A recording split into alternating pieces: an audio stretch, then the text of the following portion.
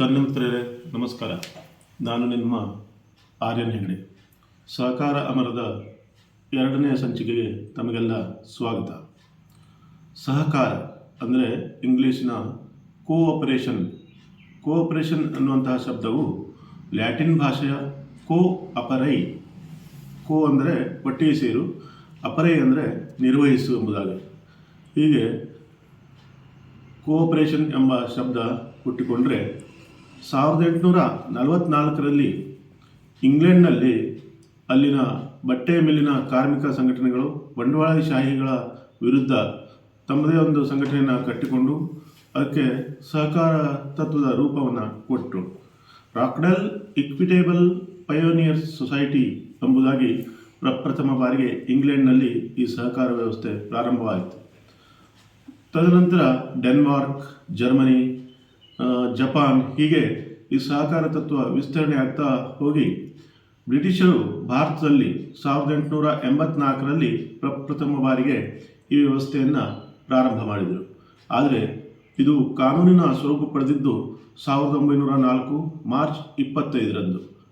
ಆ ನಂತರ ಸ್ವಾತಂತ್ರ್ಯ ನಂತರ 1950, 1951, 1954, 1963 ಹೀಗೆ ವಿವಿಧ ಸ್ತರಗಳಲ್ಲಿ ಈ ಕಾನೂನಿಗೆ ತಿದ್ದುಪಡಿ ಬಂದು 2004 ಆಗಸ್ಟ್ 5ನೇ ದಿನಾಂಕದಂದು ಆಗಿನ ಕೇಂದ್ರ ಸರ್ಕಾರ ವೈದ್ಯನಾಥನ್ ಎಂಬುವರ ನಿರ್ದೇಶನತ್ವದಲ್ಲಿ ಒಂದು ಸಮಿತಿಯನ್ನು ರಚನೆ ಮಾಡಿ ಕಾನೂನು ಯಾವ ತಿದ್ದುಪಡಿ ಆಗಬೇಕು ಎಂಬುದನ್ನು ಅವರಿಗೆ ಸೂಚಿಸಲಿಕ್ಕೆ ತಿಳಿಸಲಾಯಿತು.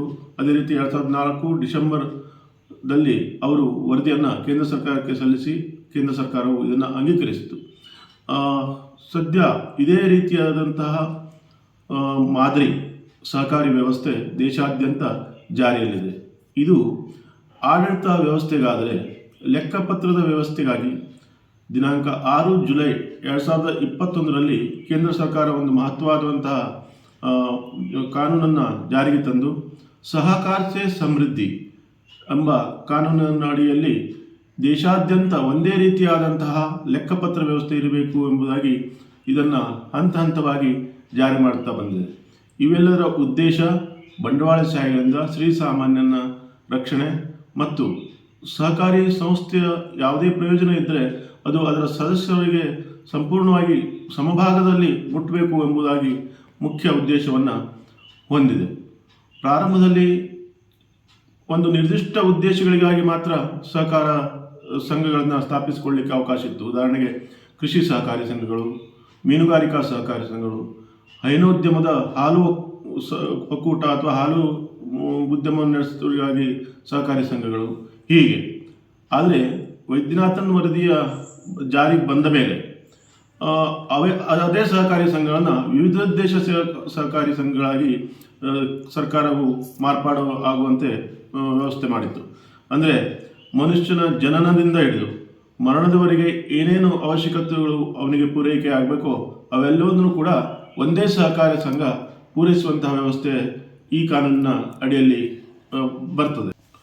ಈ ರೀತಿಯಲ್ಲಿ ಸಹಕಾರ ವ್ಯವಸ್ಥೆ ನಡೀತಾ ಇದ್ದರೆ ಪ್ರಾಥಮಿಕ ಸಹಕಾರಿ ಸಂಘಗಳು, ತಾಲೂಕಾ ಮಟ್ಟದ ಸಹಕಾರಿ ಸಂಸ್ಥೆಗಳು, ಜಿಲ್ಲಾ ಮಟ್ಟದ ಮತ್ತು ರಾಜ್ಯ ಅಂತರಾಜ್ಯ ಮಟ್ಟದ ಸಹಕಾರಿ ಸಂಸ್ಥೆಗಳು ಇವೆಲ್ಲವೂ ಕೂಡ ಈಗ ಕಾರ್ಯನಿರ್ವಹಿಸ್ತಾ ಇದ್ದಾವೆ. ಮೇಲೆ ತಿಳಿಸಿದಂಥ ಎಲ್ಲ ಸಹಕಾರಿ ಸಂಸ್ಥೆಗಳಲ್ಲಿ ಸರ್ಕಾರದ ಷೇರು ಬಂಡವಾಳವನ್ನು ತೊಡಗಿಸಲಿಕ್ಕೆ, ಆಡಳಿತ ಮಂಡಳಿಯಲ್ಲಿ ನಾಮನಿರ್ದೇಶ ಸದಸ್ಯರನ್ನು ನೇಮಕ ಮಾಡಲಿಕ್ಕೆ, ಅಲ್ಲದೆ ನೌಕರರನ್ನು ನೇಮಕಾತಿಯಲ್ಲಿ ಮತ್ತು ನೌಕರರ ಮೇಲೆ ಶಿಸ್ತು ಕ್ರಮಗಳನ್ನು ಕೈಗೊಳ್ಳುವಂಥ ಪ್ರಸಂಗಗಳಲ್ಲಿ ಸರ್ಕಾರಿ ಅಧಿಕಾರಿಗಳ ಅನುಮೋದನೆ ಅತ್ಯಂತ ಅವಶ್ಯಕವಾಗಿತ್ತು. ಆದರೆ 1997ರಲ್ಲಿ ಕೇಂದ್ರ ಸರ್ಕಾರವು ಇದನ್ನು ಸಂಪೂರ್ಣವಾಗಿ ಸ್ವಾಯತ್ತಗೊಳಿಸಬೇಕು ಅನ್ನುವಂಥ ಉದ್ದೇಶದಿಂದ ಸೌಹಾರ್ದ ಸಹಕಾರಿ ಕಾನೂನನ್ನು ಜಾರಿಗೆ ತಂದಿತ್ತು. ಅಂದರೆ ಸಂಪೂರ್ಣವಾಗಿ ಅವು ಸ್ವಾಯತ್ತ ಸಂಸ್ಥೆಗಳಾಗಿ ಕೆಲಸ ಮಾಡುವಂತೆ ಸಂಸ್ಥೆಗಳನ್ನು ರೂಪಿಸಲಿಕ್ಕೆ ಅನುಮತಿಯನ್ನು ನೀಡಿತು. ಆ ಮೂಲಕ ದೇಶಾದ್ಯಂತ ಸೌಹಾರ್ದ ಸಹಕಾರಿ ಸಂಘಗಳು ಮತ್ತು ಸೌಹಾರ್ದ ಸಹಕಾರಿ ಬ್ಯಾಂಕ್ಗಳ ಸ್ಥಾಪನೆ ಆಯಿತು. ಹೀಗಾಗಿ ಷೇರು ಬಂಡವಾಳದ ವ್ಯವಸ್ಥೆಯಲ್ಲಾಗಲಿ ಮತ್ತು ಸದಸ್ಯರ ವಿಷಯದಲ್ಲಾಗಲಿ ಹಾಗೂ ನೌಕರರ ನೇಮಕಾತಿ ಮತ್ತು ಶಿಸ್ತು ಕ್ರಮಗಳನ್ನು ಕೈಗೊಳ್ಳುವಂತಹ ಸಂದರ್ಭಗಳಲ್ಲಾಗಲಿ ಆಯಾ ಸಂಸ್ಥೆಗಳೇ ತೀರ್ಮಾನವನ್ನು ಕೈಗೊಳ್ಳಬಹುದು.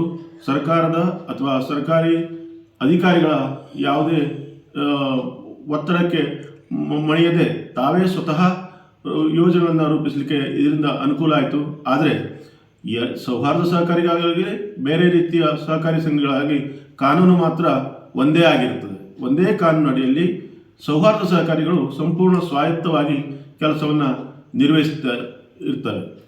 ಅದೇ ರೀತಿ ಆರ್ಥಿಕ ವ್ಯವಸ್ಥೆಯನ್ನು ನೋಡುವುದಾದರೆ ರಾಜ್ಯ ಅಪೆಕ್ಸ್ ಬ್ಯಾಂಕು, ಜಿಲ್ಲಾ ಕೇಂದ್ರ ಸಹಕಾರಿ ಬ್ಯಾಂಕುಗಳ ಮುಖಾಂತರ ತಾಲೂಕಾ ಮತ್ತು ಪ್ರಾಥಮಿಕ ಸಹಕಾರಿ ಸಂಘಗಳಿಗೆ ಆರ್ಥಿಕ ನೆರವು ಉಂಟಾಗ್ತದೆ.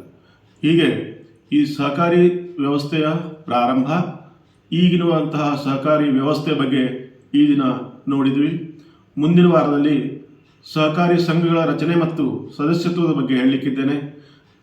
ತಮ್ಮ ಅಭಿಪ್ರಾಯವನ್ನು ನನಗೆ ತಿಳಿಸಬೇಕಾಗಿ ವಿನಂತಿಯನ್ನು ಮಾಡಿಕೊಳ್ತಾ ಇದ್ದೇನೆ. ಇಲ್ಲಿಗೆ ಈ ವಿಷಯವನ್ನು ಮುಗಿಸೋಣ. ನಮಸ್ಕಾರ. ಮತ್ತೆ ಸಿಗೋಣ. ಸಹಕಾರೋ ರಕ್ಷತಿ ರಕ್ಷಿತಃ.